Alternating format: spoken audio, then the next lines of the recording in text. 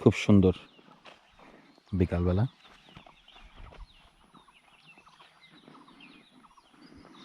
আবারও চারিদিক সবুজে সবুজে ভরে যাবে কিছুদিন পর। এই যে দেখা যাচ্ছে, এগুলোতে সব নতুন কচি পাতা চলে এসেছে। একটা গাছ একটু দেখেন, এই যে গাছে নতুন পাতা, এবং এটি একটি ডিএস প্রুনিং করা হয়েছে 30 ইঞ্চিতে। সো এখনও অ্যালাউন্স আসতে অনেকটাই বাকি। সো অ্যালাউন্স আসার পরে টিপিং শুরু হবে। টিপিংয়ের পরে ফুল ফেস প্লাকিং পড়বে।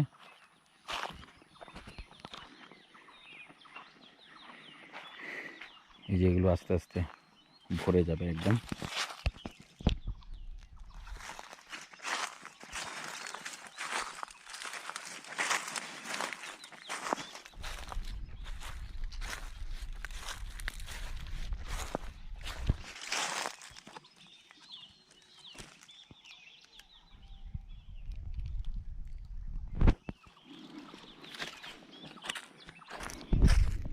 এখন আমি চা বাগানের ভিতর দিয়ে হাঁটছি।